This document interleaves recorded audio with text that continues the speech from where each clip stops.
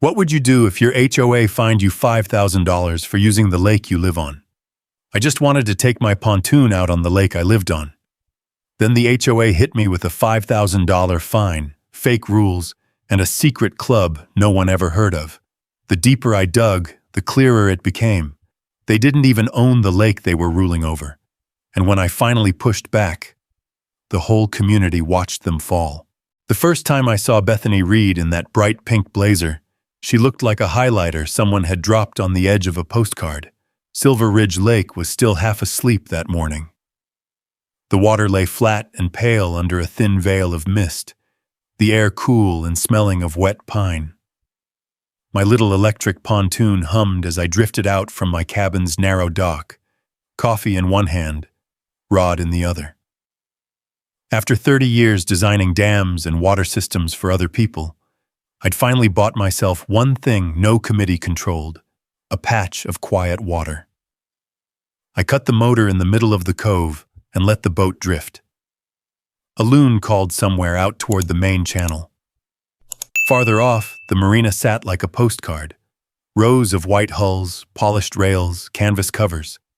I took a sip of coffee, leaned back, and let my shoulders unclench. Then I heard heels on wood. The sound carried clearly over the water, sharp, hollow clacks racing down the community dock to my left. I turned and saw a streak of hot pink moving along the planks, sunlight bouncing off it like a flare. Bethany Reed, HOA president. She marched to the end of the dock, hand shading her eyes. The blazer looked like it belonged in a bank lobby, not on a lakeside pier. She spotted me and her mouth tightened. "Mr. Cole," her voice sliced across the cove. "Remy Cole, what exactly do you think you're doing out there?" I glanced around at the empty lake. No skiers, no kayaks, just a few cabins tucked into the pines. "Morning, Bethany," I called back. "I'm fishing." "You are operating a pontoon," she snapped, "during designated club hours." "Club hours?" I echoed. She sighed. "The Lake Elite Club, Mr. Cole. We've sent multiple notices. This lake is not a free-for-all. There are rules." I'd read those rules when I bought my place. Every clause about lawn height and mailbox color. Nothing about clubs. Nothing about designated hours. "I pay my dues like everyone else," I said. "Last I heard, residents are allowed to use the lake." "Residents who are members of the club." She smiled thinly. "We can't have just anyone cluttering up the view with—" She flicked her fingers toward my pontoon. "This." I looked down at my boat. Clean deck, quiet motor, a cooler, and a tackle box. No speakers, no beer cans.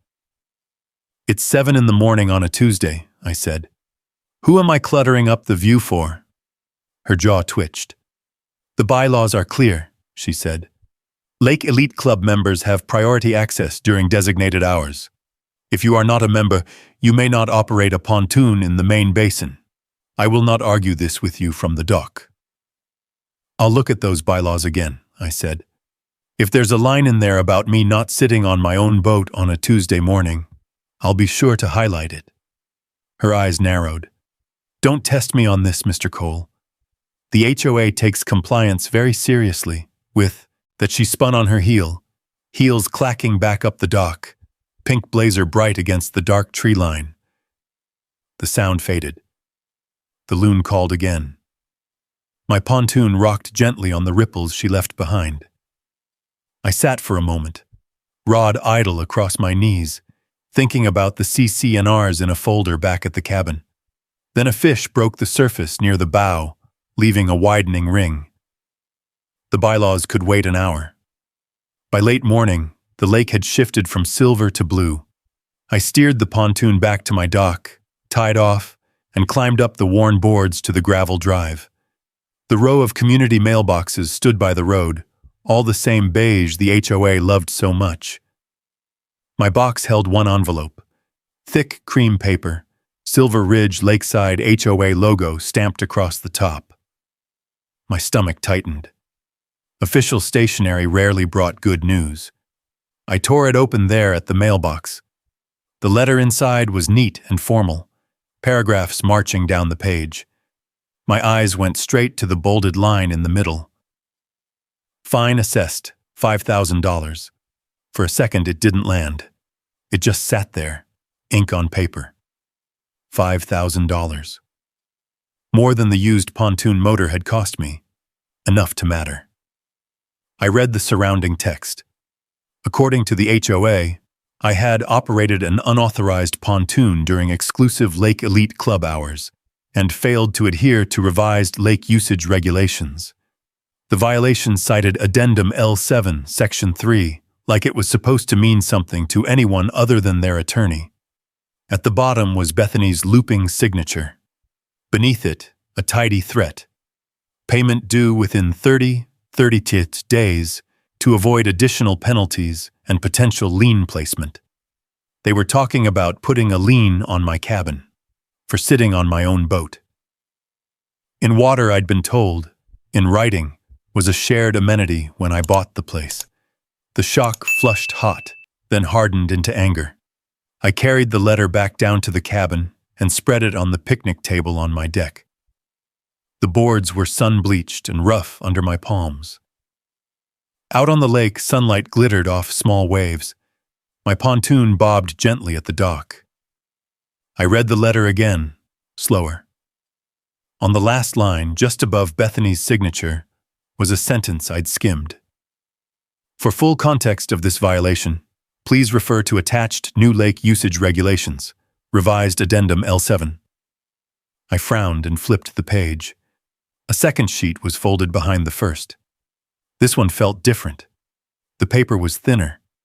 The header read, Silver Ridge Lakeside, Revised Lake Rules and Elite Club Policy. The font was slightly off from the letterhead, like someone had tried to match it and almost succeeded. I scanned down. Exclusive pontoon hours, club priority access, non-member restrictions. Halfway down the page, my eyes snagged on a line that shouldn't have been there, or should have been written very differently if it were legitimate.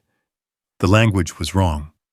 No dates of adoption, no recording information, no signatures except Bethany's printed name floating alone at the bottom, where there should have been more. I'd spent decades reading deeds, plats, covenants, and amendments. Real rules left a paper trail. This looked more like a wish list someone had typed up and stapled to the law. I leaned back, the paper crackling under my fingers, and stared out at the lake. How can they find me for using the lake I live on? I murmured, when they can't even be bothered to make their rules real? Whatever this was, it wasn't just about my pontoon anymore. And if Bethany wanted to play games with paper, she'd picked the wrong man to deal in documents. The breeze shifted across the water, carrying the faint smell of cedar from the cabin's upridge. My deck umbrella tapped lightly against its pole. Soft, nervous knocks, almost like the house itself could sense something was off. I folded the flimsy New Lake Rules sheet and held it up to the sunlight. The fiber was cheap, almost glossy, not the thick archival paper the HOA used for official amendments. The ink bled when I pressed my thumb along the margin. Faked. Poorly. I went inside and dug my binder of CC&Rs out from the kitchen cabinet. The thing was 2 inches thick, printed on paper stiff enough to double as drywall. I flipped through the tabs until I reached the lake section, unchanged since 2008, clear as day. No elite club, no exclusive hours, no pontoon restrictions. The only rule was a noise limit after 10 p.m. I scanned the last 5 pages again, slowly this time. Amendments were listed with dates, board signatures, and county filing numbers. The most recent addition was a landscaping policy from 3 years ago. Nothing after. Nothing close to Addendum L7. My pulse ticked up, a slow metronome in my ears. I checked the HOA website next. There was a page titled Lake Elite Club, but it had been added recently. Just a single paragraph, buried between landscaping tips and a PDF about mailbox maintenance. No bylaw numbers, no adoption dates, No required board approval logs. The kind of page someone creates at 2 a.m. to make a lie feel 3% more real. I stepped back from my desk and rubbed the bridge of my nose. I'd seen this before, back when I worked for the state reviewing dam permits. Someone would try to sneak in an unfiled document and hope no one checked. 99% of the time, no one did. But I wasn't no one. If I was going to be fined $5,000, I wanted to know exactly who thought they had the authority. A knock sounded from my porch. I opened the door to find Marcus Hale, retired accountant, ball cap low against the sun. The man looked like he'd stepped straight out of a fishing catalog. Flannel shirt, vest with pockets for days, boots worn smooth at the heels. He lived 2 cabins down and took his morning walks like clockwork. "Something wrong, Remy?" he asked. "Saw you pacing like you were working out a calculus problem." I handed him the fine letter. He adjusted his glasses, read the first few lines, then let out a low whistle. $5,000? For what? Breathing near the lake too loud? I was sitting on my pontoon. Good Lord. He flipped to the second page. "Let me guess. This wasn't voted on. No record of any vote. No filing with the county." I checked. Marcus's eyebrows lifted. "Figured as much. Bethany's been trying to push this club nonsense for a year now." I leaned against the railing. "Club nonsense?" "Oh yeah." He stepped closer, lowering his voice. "She tried to create something called the Lake Elite Club, wanted residents to pay extra for premium lake access. Half the board voted against it. The other half didn't want to get on her bad side. You know how that goes." My jaw tightened. "And she went ahead with it anyway?" "Looks like it." He tapped the letter against his palm. "She's been running the HOA like a personal fiefdom. The problem is, most folks don't have the energy to push back. They figure the lake rules are too confusing to argue. But I know a forged amendment when I see one. This," he lifted the flimsy rules page, "isn't worth the ink she used." I felt that cold, focusing clarity settle over me. The same feeling I used to get when a water rights case landed on my desk. A problem had an answer. You just had to follow the paper far enough. "What do you know about the marina?" I asked.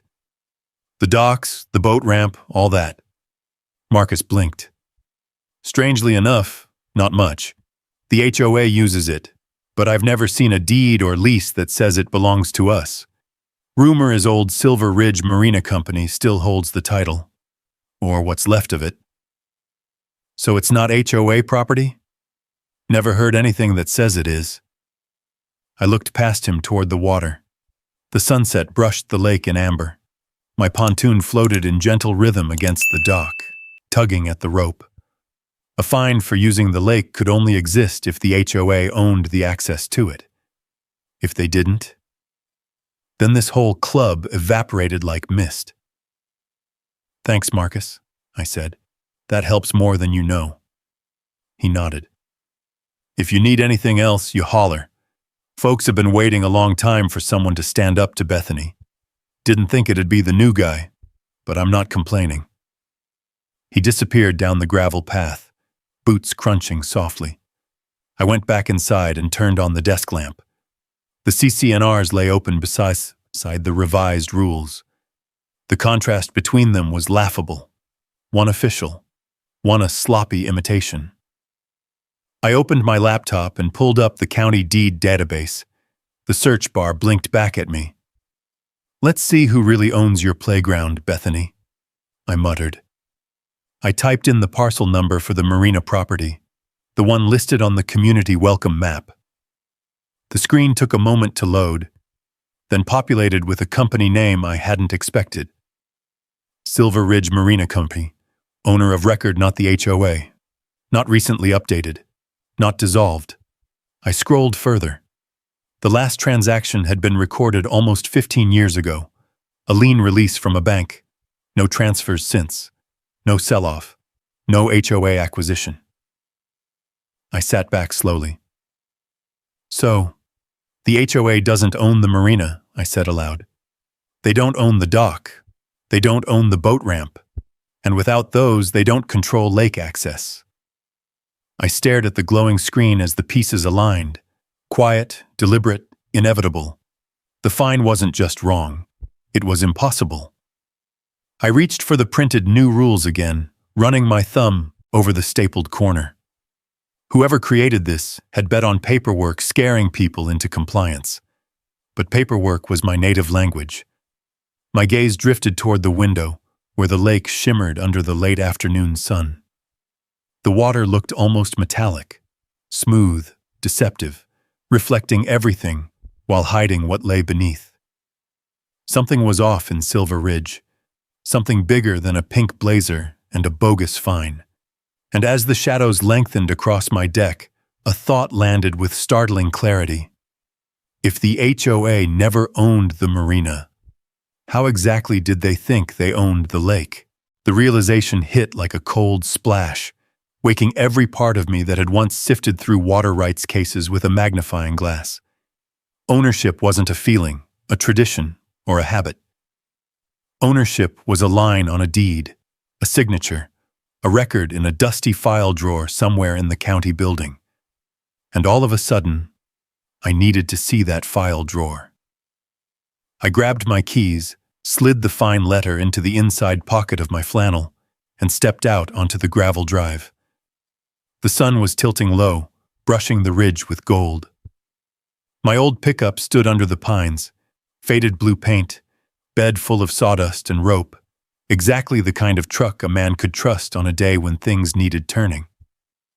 The tires kicked gravel as I drove toward town. The pine-lined road curved along the lake's edge, giving me brief, glittering glimpses between the branches. The water looked peaceful. It always did. But peace was often the prettiest disguise. The county administrative building was nearly empty when I walked in. The cool air smelled like old books, dust, and fluorescent lights. A clerk with reading glasses perched halfway down her nose looked up as I approached. "Help you with something?" "I need parcel records for Silver Ridge Lake," I said. "All available historical ownership. Marina parcel too." She blinked. "That's a pretty big request for 5 in the afternoon." "I can stay late," I said, "or come back early. Just need access." Something in my tone must have convinced her I wasn't leaving without it. She nodded and motioned me toward a screened door. "Back room. 3rd cabinet on the left. Old stuff's all paper. No guarantees on neat handwriting." I pushed through a heavy metal door into a cramped archive room stacked with cabinets. The air was still and faintly musty, like time itself lived here, slow and stubborn. A single fluorescent bulb buzzed above me. Rows of manila folders filled the cabinets, labeled in fading pen. I found the Silver Ridge divider, opened the drawer, and pulled out the first folder. Plat maps, original subdivision plans, shoreline surveys, all the bones of a community beginning to grow. Then, finally, documents referencing the lake. The first surprise was immediate. The lake wasn't listed as Silver Ridge Lake in the original filings. Its legal name was Parcel Waterbody 14B, owned by a development entity called Silver Ridge Estates Development Group, a LLC dissolved decades ago. I flipped forward. Most assets of the dissolved LLC had been sold off in chunks when the development was finished. Road sections, utility easements, even the small park on the North Ridge. But nothing in the stack showed a transfer of the lakebed itself. No sale, no transfer to the HOA, not even a recorded easement beyond public access through specific shoreline points. The lakebed had simply never been redistributed. An unassigned parcel, a legal orphan. I sat down hard on a metal stool, the legs scraping the stone, concrete floor, and echoing off the filing cabinets. "Well, I'll be damned," I whispered. The HOA didn't own the marina. They didn't own the boat ramp. And they didn't own the lakebed. They'd been operating on assumption, loud, confident assumption, but assumption all the same. I kept flipping. 15 minutes later, I found a note in the margin of an old transfer sheet, barely readable pencil beside a crossed-out section. See also, inactive holding, marina company. A thread. A tiny, fragile thread. But in law, threads were everything. I dug deeper. Cross-referenced names. Checked expired business licenses. Eventually, buried in a dusty binder from the early 2000s, I found a document showing something unbelievable. The Marina Company, Silver Ridge Marina Company, held not only the shoreline access rights, but partial riparian rights, giving them legal influence over activities that took place on the lake's surface adjacent to their parcel. Not the HOA, not Bethany. The marina. The same marina Bethany was using freely. The same marina she fined me for being near. I rubbed a hand across my jaw, feeling a slow grin spread. Deep, involuntary, the kind that came when a puzzle piece clicked into place. They've been running a lake club on property they don't even own, I murmured. The fluorescent bulb flickered overhead, as if agreeing with me. I took pictures of everything. The plat maps, the notes, the old ledger pages, angling my phone to avoid glare from the ceiling light. I tucked the physical copies of public documents into a cardboard box labeled Reference Room Borrowables. As I carried the box toward the door, the clerk peeked in. "Find what you needed?" I exhaled, feeling the weight of the next chapter settling onto my shoulders. "More than I expected," I said. "A whole lot more." Outside, the sky had shifted to evening violet. Lake water glowed faintly under the sinking sun, a mirror reflecting back secrets it had kept for decades. I drove home slower than before, mind buzzing with possibilities. None of this was concrete yet. Nothing was decided. But for the first time since Bethany's fine landed in my mailbox, I felt the balance tilt in my direction. When I reached my cabin, the porch creaked as I stepped onto it. The lake stretched out before me, soft ripples, a few lights shimmering from distant cabins. My pontoon bumped lightly against the dock. I set the box of documents on the table, the cardboard thudding on the old wood. One thing was certain. The HOA had built their authority on sand, and the tide was coming in. But knowing something was wrong and proving it were two different things. If I wanted to confront the HOA with facts, I needed confirmation. Someone who knew the marina's messy history better than any fated deed could tell me. That meant finding the one name that kept emerging in the records. Jake Mercer, the listed owner of Silver Ridge Marina Company. I'd seen Jake only once or twice. Quiet guy in his 40s, worn ball cap, grease on his jeans, usually tinkering with an outboard engine behind the marina office. He ran the place alone, or as close to alone as anyone could run a patch of shoreline meant for 100 boats. The next morning broke cold and clear. Mist hovered low over the lake, drifting like smoke between the docks. I walked the gravel road toward the marina, the crunch of stones under my boots echoing in the stillness. The marina office sat perched at the end of the parking lot, a small wooden building with peeling paint and a single neon open sign flickering like it couldn't decide if it meant it. A low clatter came from behind the building.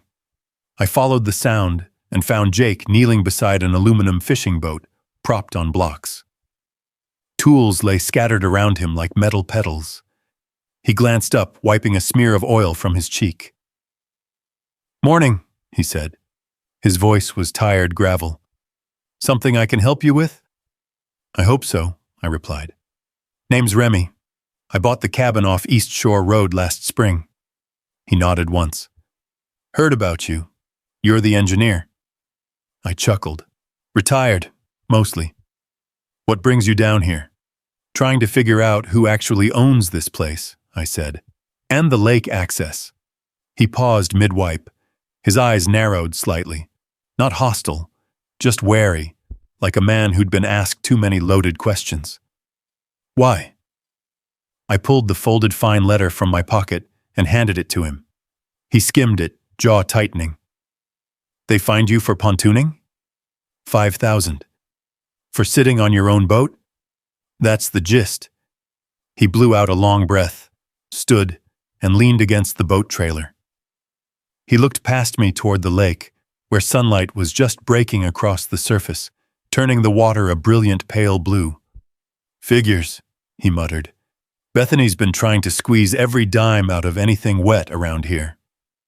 I've been reading the county records, I said. It doesn't look like the HOA owns the marina or the boat ramp. Jake scoffed. They don't, never have. Then why are they acting like they do? Because no one stopped them. He reached into his pocket, pulled out a ring of keys, and jingled them absently.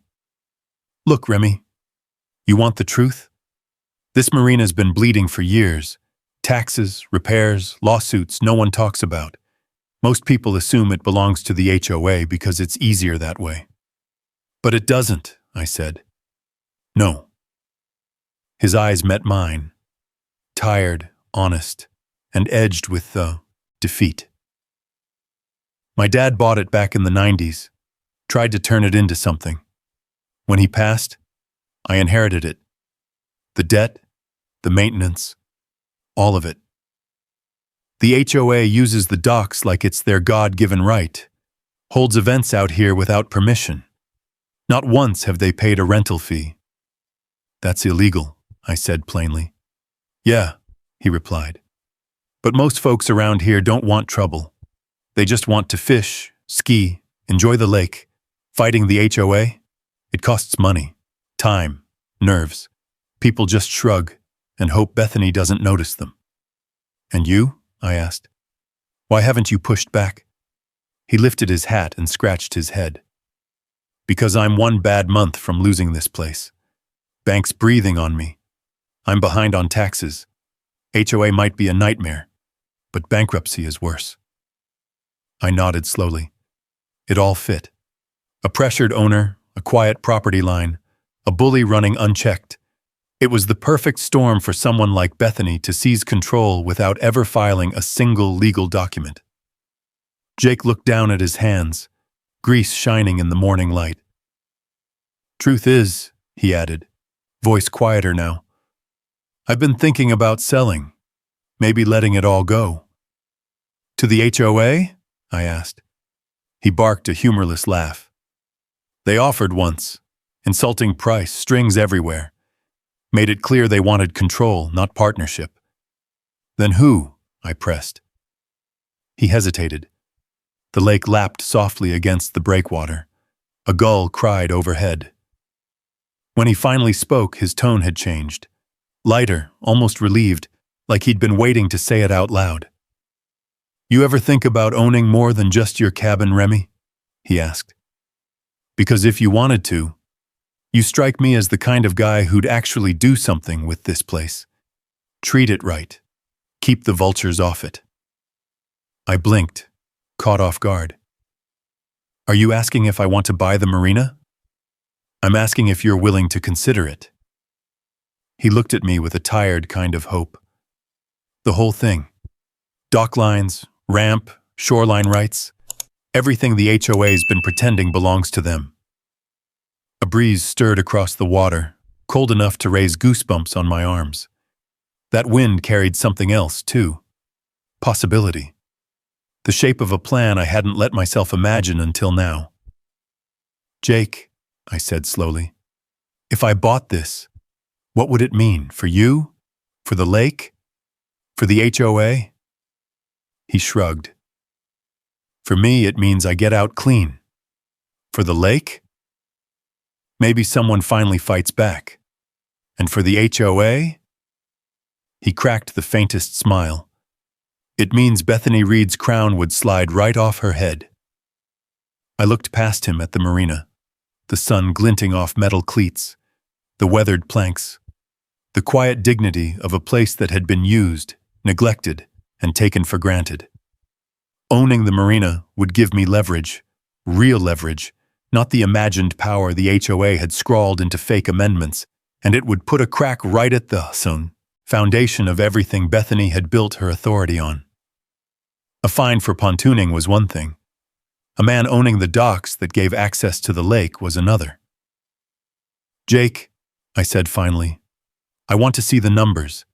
If it's feasible, we'll talk." He nodded once, firm, grateful, almost relieved. "I'll get the paperwork," he said. "And Remy, if you do this, you won't just be buying a marina." "What would I be buying?" "A way out," he said. "For all of us." As I walked back up the gravel path, the lake gleaming behind me, the pieces began to rearrange themselves in a way I'd never expected. Bethany had weaponized paper, but paper went both ways, and for the first time since her pink blazer appeared on that dock, I felt something shift in my chest. Not anger, not irritation, but a slow burning resolve. If the HOA thought they owned the lake, maybe it was time to show them otherwise. The next morning, I woke to the soft rumble of thunder rolling over the ridge. A storm was building, thin fingers of wind sweeping across the water, brushing the pine tops, rattling the aluminum ladder on my dock. The storm felt fitting, like the lake itself understood decisions were being made. Inside, my coffee steamed on the table beside Jake's preliminary documents. Numbers scrawled in pen. Debt columns that didn't quite line up. A marina worth saving, but held together by duct tape and memory. I dialed Marcus Hale. He picked up on the second ring. "Morning, Remy. You sound like a man chewing on something important." "I need your help," I said. "Legal help." "That sounds worse. I'm on my porch. Bring your boots. The ground's soaked." His cabin sat 2 doors down, halfway hidden behind a thicket of cedar trees. When I walked up, he was sitting in an old rocking chair, coffee in hand, wearing the same faded vest he always wore when talking about serious matters. I handed him the folder. He skimmed it, brow furrowing deeper with every minute. The rain picked up, tapping the porch roof like impatient fingers. "Well," he said finally, "Jake wasn't kidding. The marina's in rough shape, but he still holds clear title. Boat ramp, shoreline rights, dock lines, all his, which means the HOA has exactly zero authority over any of it." He looked up at me over his glasses. "You thinking of buying it?" "I'm thinking," I said slowly, "that if I own the only legal lake access points, the HOA's fake rules fall apart." Marcus leaned back, rocking once. "It'd change everything, but the HOA won't like it. They think they're running a lake empire." I smirked. "Then let's remind them empires fall." Thunder rolled again, closer now. Marcus tapped the deed page. "If you want to move, do it quietly. Don't give Bethany time to stir the board. We'll need an LLC, one that doesn't scream, 'Remy wants revenge.' Something bland." "Cole Waterfront LLC?" I offered. "Perfect. Sounds like a company that sells overpriced kayak rentals." He stood, joints popping. "You bring Jake the offer. I'll draft the purchase agreement. But Remy, once you start this, you're in a whole different game." "I know. And the HOA? They'll fight dirty." "I know that too." Lightning flashed across the lake, bright and white and sharp. "Good," he said. "Then let's get to work." By noon, the storm had passed, leaving the air warm and heavy. I met Jake in the marina office.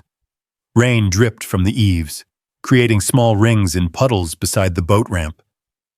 "You serious about this?" he asked, arms crossed. Not defensive, hopeful, but guarded. "Yes," I said. "I want to buy the marina. All of it." He swallowed hard. "You'd be taking on debt, repairs, taxes, and Bethany, she'll try everything once she figures out what you're doing." "I'm aware. And you're still in?" I nodded. "I didn't come this far to let a forged rule and a pink blazer bully the whole community." He laughed, a dry, startled bark like he hadn't expected humor today. Then he shook my hand. It was a tired handshake, but firm. The handshake of a man unloading a burden he'd carried too long. We signed the initial agreements right there on the counter, between a jar of lost and found keys and a stack of outdated marina maps. The air smelled of lake water and outboard grease. Honest smells, unpolished but real. "I'll get you the full paperwork by tomorrow," Jake said. "Marcus will need to review it." "I'll be ready." As I left, I looked back at the marina, the long wooden dock stretching into the brightening afternoon, yachts and small boats bobbing gently, reflections gliding across the water like they'd been painted on. It was strange. I'd moved to Silver Ridge for quiet mornings on the pontoon, for peace, not power. But there was a difference between wanting peace and letting someone steal it from you. That afternoon, I drafted a letter. It was polite, measured, almost friendly. "Payment enclosed," I wrote, "under protest while legitimacy of rule is reviewed." I included the $5,000 check. Most people would never willingly pay a fine that enraged them. But I had a strategy. Paying under protest created a paper trail, proof that I complied while disputing the authority. It made me look cooperative, reasonable, not someone planning a takeover, and it lulled Bethany into thinking she'd already won. I mailed the envelope at the small post office near town. The clerk slid it into the outgoing slot while a red digital clock ticked overhead. It felt like dropping bait into water. On my way home, I passed the community center. Through the window, I saw Bethany in her unmistakable pink blazer talking animatedly with two board members. Laughter, self-satisfied smiles. I rolled my window down. Their voices carried faintly through the summer air. "See?" Bethany said, waving a paper. "Mr. Cole finally paid. People just need to understand who's in charge." My grip tightened on the steering wheel.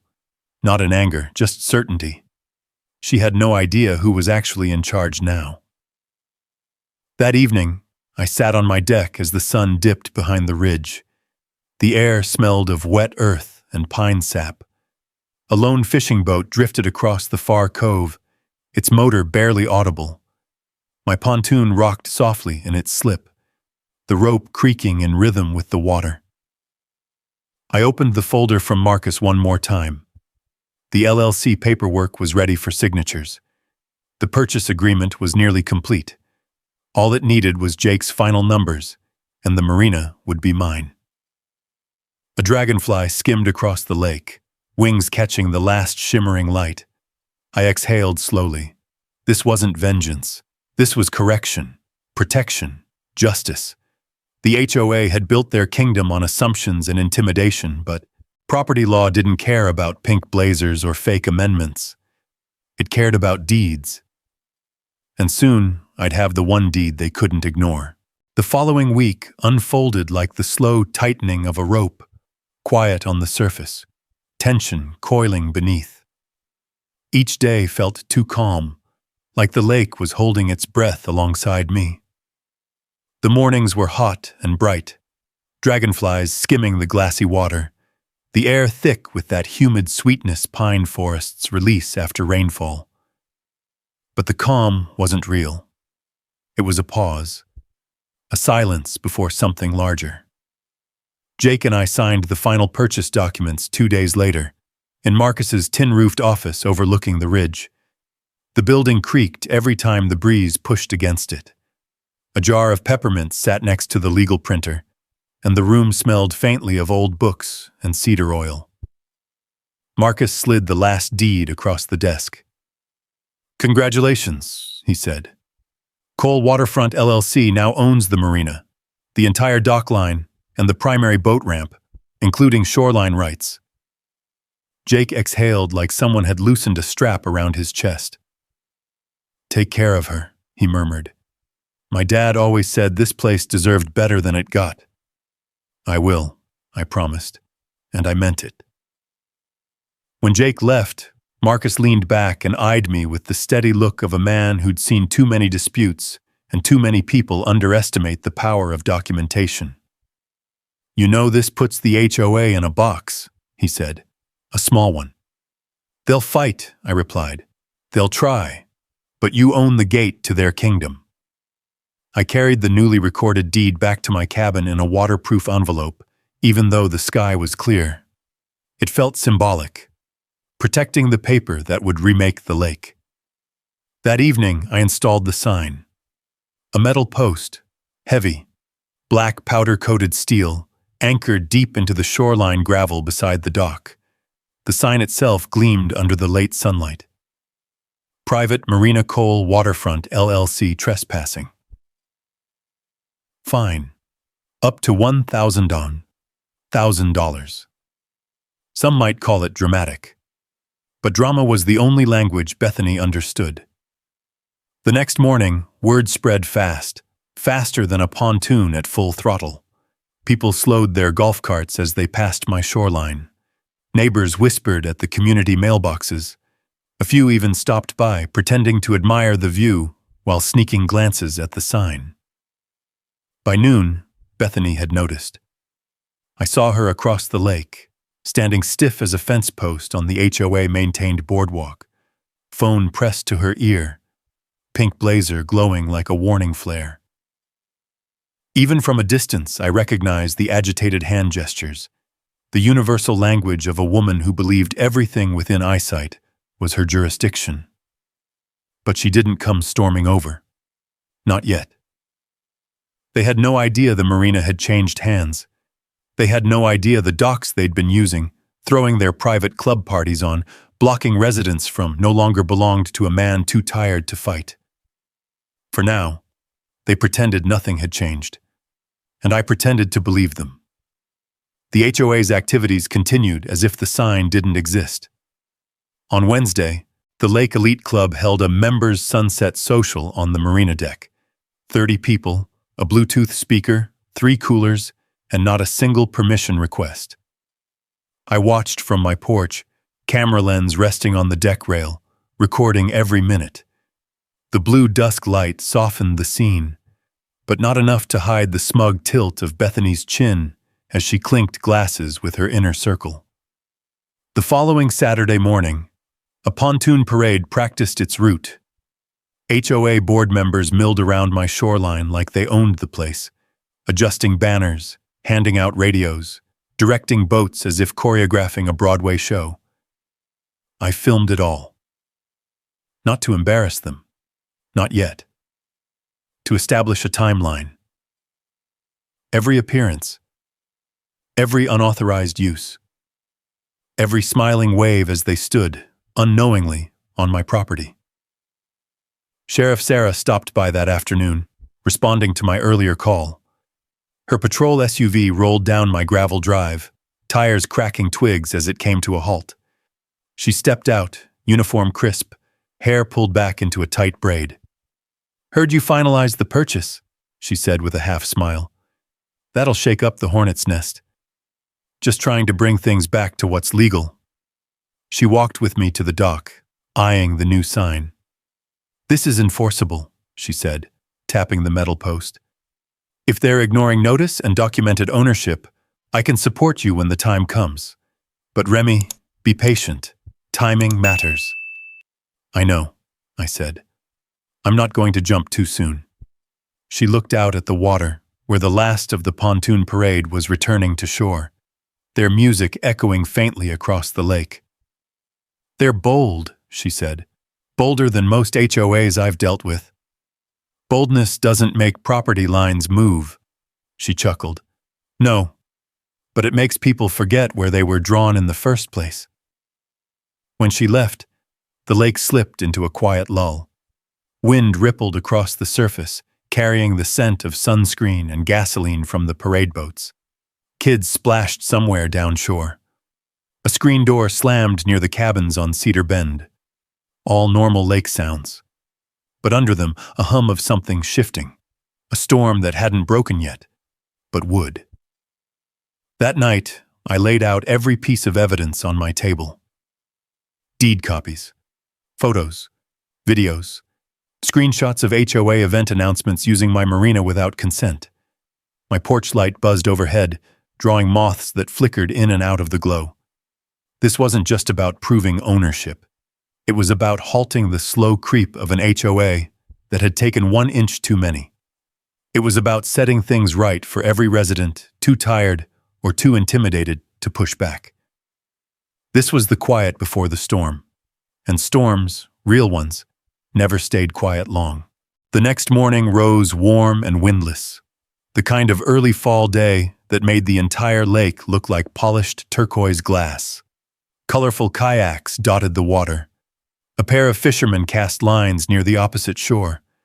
And in the distance, unmistakable even from my porch, a cluster of HOA board members gathered near the marina parking lot. The parade day had arrived. The Sunset Yacht and Pontoon Parade wasn't just their biggest event of the year. It was Bethany's crown jewel, the moment she paraded herself and her Lake Elite Club across the water like conquering royalty. Banners, champagne, sequins, speakers blasting soft rock. She loved the spectacle. And this year, she'd planned it all on property she didn't own. I watched from my porch as boat after boat idled into formation, engines rumbling low, the sun glinting off chrome rails, brightly painted pontoons, gleaming yachts, kayaks and paddleboards braided in between like colorful stitches. And at the center of it all, anchoring the chaos, was Bethany. Her pontoon was bigger than the others, decked out in orange and gold decorations for the fall theme. Ropes of fake leaves wrapped the railings. A giant banner read, "Lake Elite Club, Members Only Parade." Bethany herself stood at the helm, wearing an explosion of a sweater. Orange sequins, brown trim, something that looked suspiciously like glittered acorns. Her bright pink blazer was draped over a chair beside her, ready for the victory lap she assumed she would take. She raised a handheld radio and barked orders to the boats behind her. They shifted obediently. I couldn't help but smile. From my deck, I picked up my binoculars. Sheriff Sarah's cruiser rolled into the community lot just as she promised, not to intervene but to observe. She stepped out, leaning casually against her SUV, expression neutral, but eyes alert. Marcus parked his dusty sedan near the marina office. He walked to the end of the dock, hands in his pockets, gaze steady on the parade. And then, a minute past 2 o'clock, my process server arrived. He wore a crisp button-down shirt, dark slacks, and sunglasses. Nothing dramatic, just a quiet professional carrying a leather briefcase full of legal thunder. He walked past the crowd gathered at the shoreline, ignoring their curious glances, and stopped beside me at the end of the dock. "You ready, Mr. Cole?" "More than ready," I said. He nodded once. "Then give me the signal." I waited until Bethany's pontoon glided past the marina entrance, her flotilla of 30 boats trailing behind her like a royal procession. Music drifted across the water, trumpets and drums, something triumphant. Her voice carried clearly across the lake. "Attention, parade participants, stay in formation. The lake is ours for the afternoon." I nearly laughed. I stepped forward on the dock, letting the sun catch the new Trespassing $1,000 fine sign so every boat could see it. Then I raised my hand. The process server strode out, and just like that, the parade's rhythm cracked. People turned, cameras lifted, even the music seemed to falter. Bethany was mid-speech when she noticed him boarding a small dinghy borrowed from the marina. He motioned for Jake, who for the first time in years looked alive with purpose, to ferry him toward the decorated pontoon. The dinghy cut across the still water, leaving a thin V-shaped wake. Sunlight glinted off the briefcase. A hush fell over the marina crowd. Bethany saw the boat approaching. Her smile froze. Her hand lifted off the radio, hanging awkwardly mid-air. "What is this?" she shouted. "Who is that man? This is a private parade." Jake brought the dinghy alongside her pontoon with a gentle bump. The server stood, gripping the rail with steady hands. "Mrs. Bethany Reed?" She blinked. "Yes? What do you want?" He opened the briefcase. The moment felt cinematic, sound dropping away, the whole lake holding its breath. "Ma'am," he said loudly, clearly, "you are being served." He handed her 2 thick envelopes. One addressed to the HOA, one addressed to her personally. Her fingers curled around them reflexively. She tore open the first, and her confident smile evaporated. Her face turned pale, then ashen. She looked up at the crowd, then at me across the water.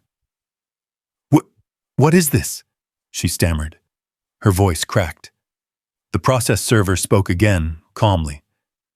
"Notice of trespass, demand for damages, and documentation of unauthorized use of property belonging to Cole Waterfront LLC." Gasps rippled across the boats. Someone dropped a drink. A kayak drifted off course. Bethany flicked through the multi-page invoice. Each line a detailed account of every parade, every club event, every unauthorized gathering she'd hosted on my dock. The total at the bottom glowed like molten metal, $104,173, due immediately upon receipt. She stumbled back, gripping the railing. This is impossible," she breathed. But the real humiliation came when she opened the envelope addressed to her personally. Her knees buckled slightly. She clutched the rail to steady herself. Her voice shrank to a whisper. No. Sheriff Sarah took a single step forward, beside her SUV. Not threatening, just attentive, ready to intervene if chaos erupted. But there was no chaos. Just silence. The parade behind Bethany drifted out of formation, engines idling uncertainly. People craned their necks to see. Cameras recorded. The Lake Elite Club, once unified in smug superiority, now sat frozen in shock. And then Bethany whispered something no one expected. "Everyone, return to shore." Her voice trembled. Her parade, her pride, her power, disintegrated in less than a minute. Boats peeled away one by one, like leaves blown off a branch. Quiet motors hummed. Banners shook in the breeze. The storm had begun, and this time the HOA wasn't the one bringing it. The lake fell into an uneasy hush. Even the wind seemed to settle as if waiting to see what happened next. I stood on my dock, arms folded, watching Bethany's pontoon creep toward the marina with the grace of a wounded animal limping home. People on nearby boats whispered in tight clusters. The procession had been a spectacle of confidence minutes ago. Now it was a slow-motion retreat. Ripples formed small, trembling lines behind each retreating hull, breaking the once perfect turquoise surface into disturbed fragments. Bethany's pontoon reached the dock first. When she stepped onto the planks, her legs wobbled slightly, and she clutched the rail as though the world had decided to tilt beneath her feet. She kept glancing at the two envelopes in her hand, the legal weight of them making her fingers stiff. I watched her inhale sharply before straightening her spine, attempting to reclaim even a shred of authority. But the crowd gathering along the marina walkway wasn't offering her much comfort. Phones hovered at eye level. Whispered speculations drifted between clusters of neighbors. What was in those envelopes? She looked sick. Something about trespassing? Didn't she say they owned the lake? The rumors were already swelling like a tide. I walked steadily down the dock toward her, calm, almost quiet inside myself. The pounding heartbeat from earlier had eased into something colder, more focused. This wasn't anger. It was completion. She spotted me and stiffened. "You," she snapped, though her voice quivered at the edges. "You can't do this. You can't just make claims like—" "It's not a claim, Bethany," I replied softly. "It's a deed." A murmur rippled through the growing crowd. Her cheeks flushed blotchy red. Her eyes dropped to the stack of papers again before she stuffed them hastily into a tote bag, trying to hide the trembling of her hands. "You blindsided us," she hissed. "This isn't how community governance works. I was conducting a sanctioned event. On property you don't own. On docks you've used without permission. On land the HOA never filed a single lawful document for." I gestured toward the marina. "You've been trespassing for years." "That's absurd," she snapped. I oversee lake operations. Nothing in the CC&Rs says you do. Her breath hitched, barely audible but visible in the tightening lines around her mouth. Behind her, a board member, Harold, the treasurer, had gone ghost white. He tugged at her sleeve. "Bethany," he whispered, "the invoice. We can't pay that. The HOA reserves are nowhere close. And if this becomes a board liability—" "Not now," she muttered sharply, but the panic in her eyes betrayed her. I caught Harold's gaze. He looked away immediately. The process server, now back on shore, stood quietly a few feet behind me, briefcase in hand. Sheriff Sarah leaned against the rail of the community walkway, arms crossed, expression unreadable but attentive. She wasn't there to intervene, only to witness. Bethany tried one more time to salvage dignity. "You blindsided us," she repeated, softer this time, as if changing volume might change truth. "No one does this. Not neighbors. Not decent people." I exhaled slowly. "What you've been doing isn't decent, Bethany. You fined residents for imaginary rules. You ran a club that excluded most of the community, and you weaponized paperwork that was never legally valid." Her lips pressed tight. "You should have talked to the board," she insisted. "We could have resolved this amicably." "I tried," I said. "You ignored every letter, every call, every request. You declared exclusive rights to something the HOA never owned." Her jaw slackened. "So no," I added quietly. "This isn't blindsiding. This is accountability." Behind us, the last of the retreating pontoons docked. People spilled onto the boardwalk. Residents who had never once dared question Bethany Reed, now staring at her like they were seeing her for the first time. A soft voice broke the silence.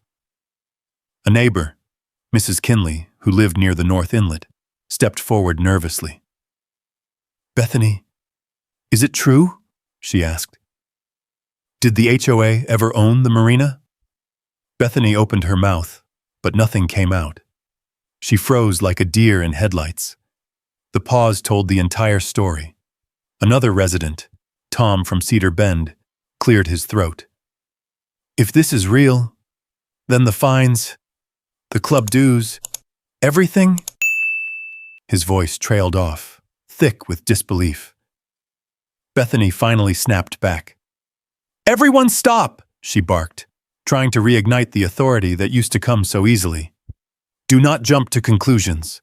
The board will review this, and we will deal with Mr. Cole accordingly." A dry laugh escaped me before I could stop it. "I look forward to that," I said. "Because every document you need is filed with the county, and Sheriff Sarah has the enforcement authority if things escalate." Sarah lifted a hand in a small wave. Not a threat, merely acknowledgement. A ripple of unease moved through the crowd again. Then, like the final blow in a slow collapse, the process server spoke. "Ma'am," he said, addressing Bethany evenly, "please note that failure to comply with the notice or continued unauthorized use of the marina will be documented and may result in further legal action." Bethany swallowed, hard. Her fingers twisted the strap of her tote bag until the leather squeaked. Her sequined sweater glittered garishly in the sun. Too bright. Too loud. Utterly out of place against her unraveling composure. For a long moment, no one spoke. A single pontoon engine coughed weakly somewhere down the dock. Then Harold stepped forward, voice cracking like thin ice. "Bethany," he whispered, "what did you get us into?" She didn't answer. She couldn't. She simply turned, shoulders rigid, and walked briskly up the dock toward the parking lot, her once confident heels now clacking like hammers striking hollow wood.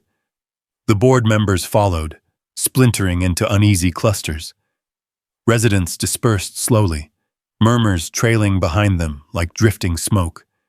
Only the lake remained steady, turquoise, shimmering, reflecting everything. I stood on the dock long after the crowd dissolved. For the first time since this mess began, the lake felt honest. The parade was over. The performance was done. And tomorrow, the real reckoning would begin. The next morning, mist hung over Silver Ridge Lake like a low ceiling, muffling sound and softening the edges of the world. My boots crunched across damp gravel as I walked toward the community hall. A row of trucks and sedans lined the parking lot. Doors slamming. Voices hushed. The mix of fear and curiosity thick enough to feel. Today was the emergency HOA board meeting. Bethany had called it, but after yesterday's spectacle, she wasn't the one holding the cards anymore. When I walked through the glass doors, the room fell into a hushed ripple. Residents filled every plastic chair along the walls. Folding tables had been shoved aside. The overhead fluorescents buzzed like irritated hornets. The air smelled faintly of old carpet and tension. Bethany sat at the front table, flanked by board members Harold Jenkins and two others I rarely saw unless a lawn was half an inch too long. Her face was drawn tight, makeup a little heavier than usual, pink blazer crisp but noticeably wrinkled along the sleeves. Her tote bag, stuffed with the envelopes she'd been served, rested at her feet like a weight chained to her ankle. On her left sat the HOA attorney, Arthur Lyle, a nervous-looking man with too thin hair and round glasses constantly sliding down his nose. His briefcase bulged with documents he clearly hadn't slept enough to fully absorb. When I entered, he looked at me like he'd seen the ghost of litigation future. Bethany cleared her throat into the microphone. "This emergency meeting of the Silver Ridge Lakeside HOA is now called to order," she said. Her voice tried for commanding, but landed somewhere between brittle and breathless. "We are here to address, yesterday's misunderstanding."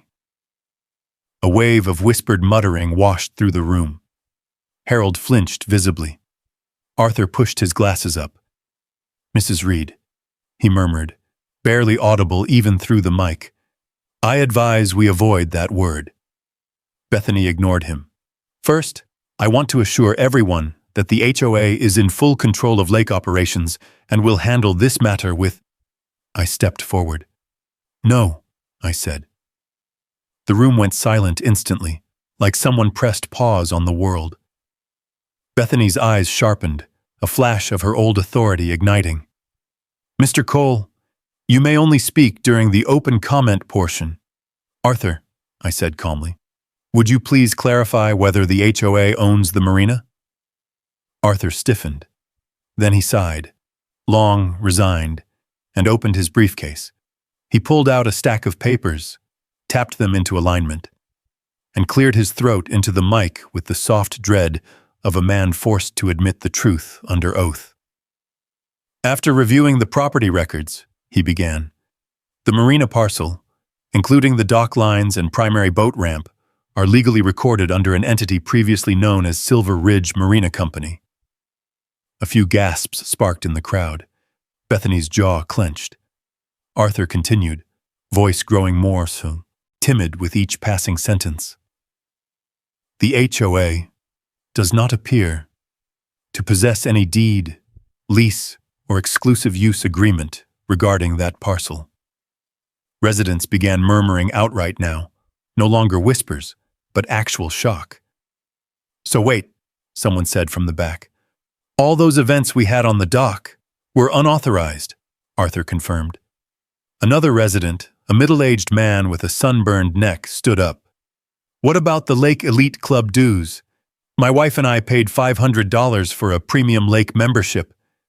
Bethany's head jerked up sharply. "Those dues were for community enhancement projects," Harold's voice squeaked.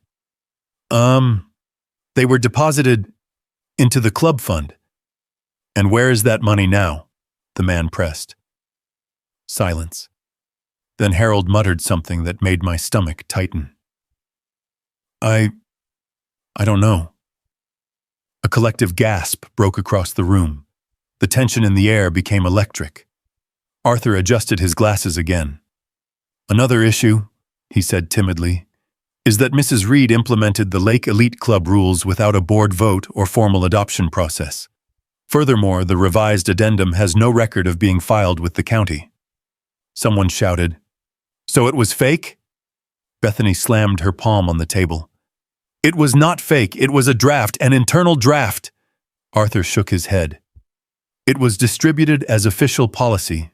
That's a serious problem." Marcus, leaning casually against the back wall, smirked just enough for me to notice.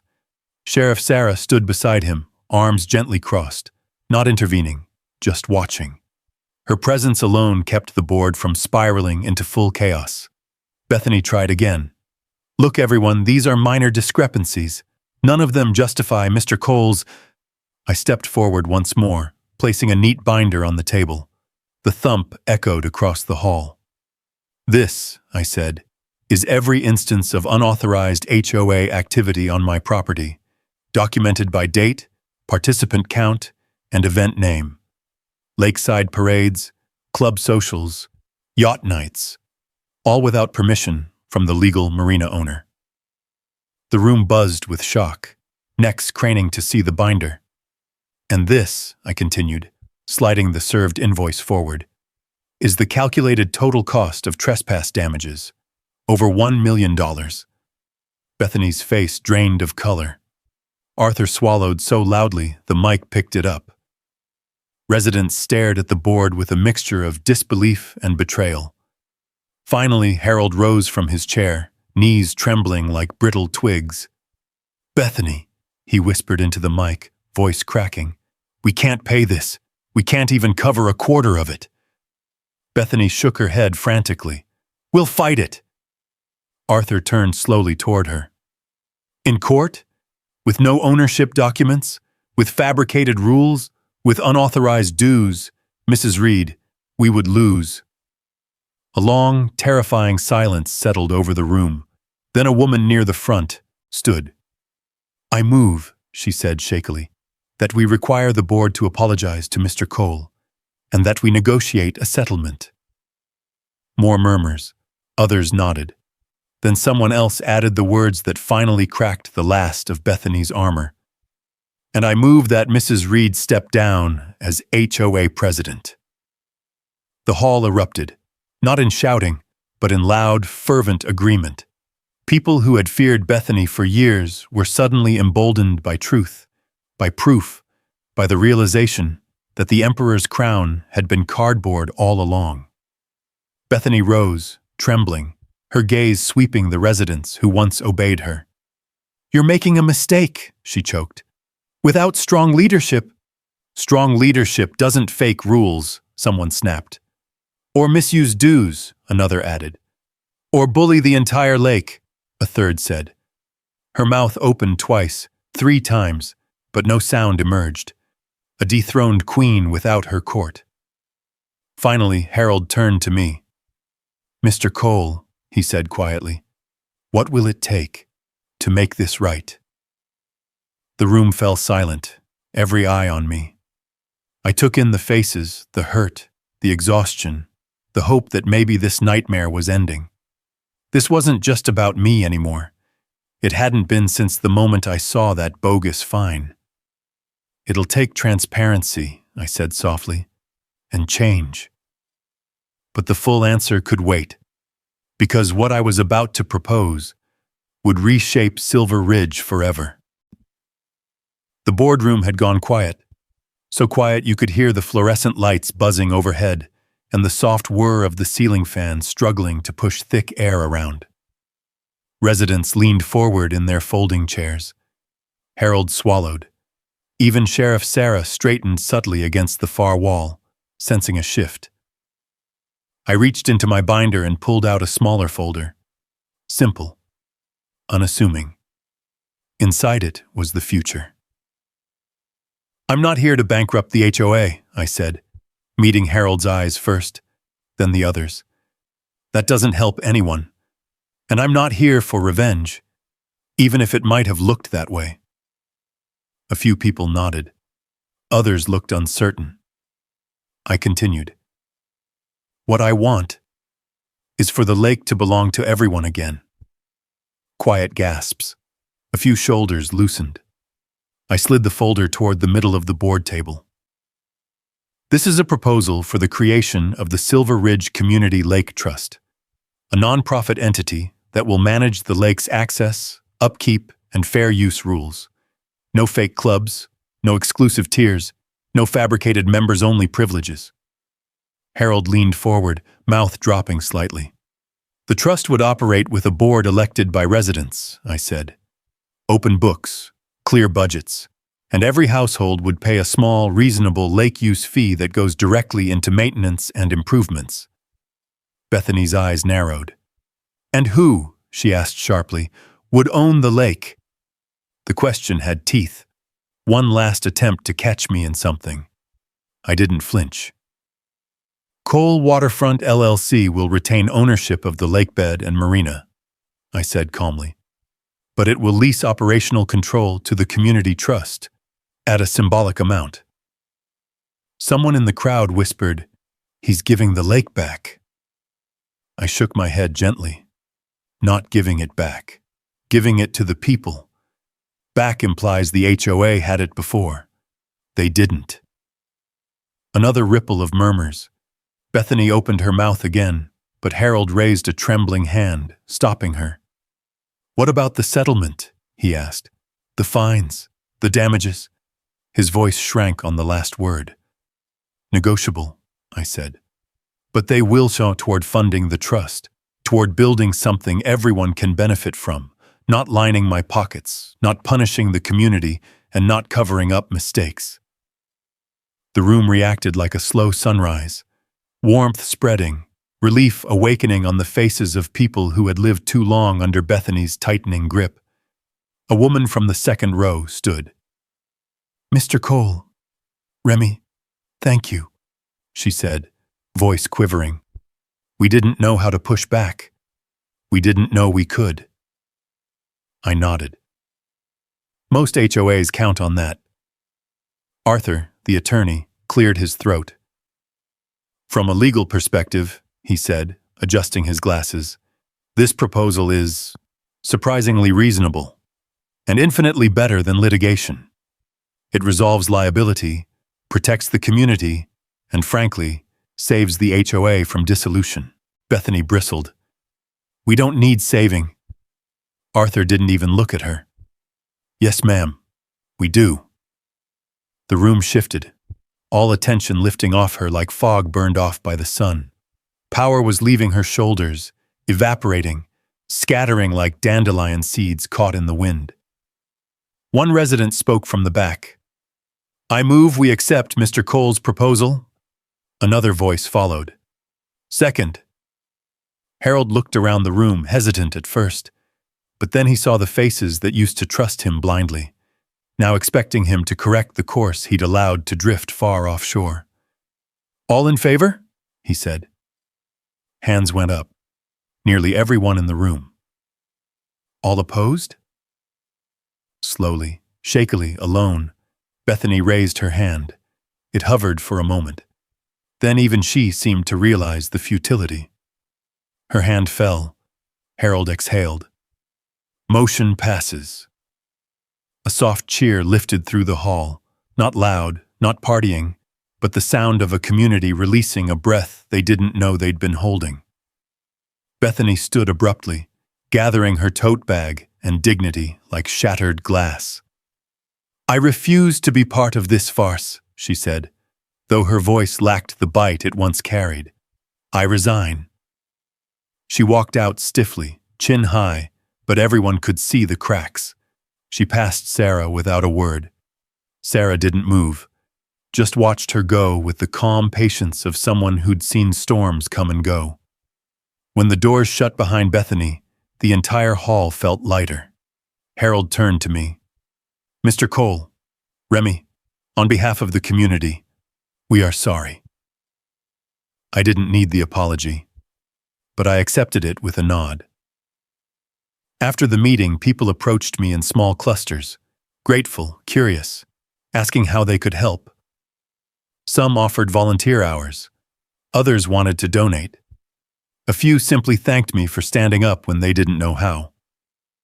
As the sun dipped behind the ridge, casting long golden beams across the parking lot, Sheriff Sarah walked beside me toward my truck.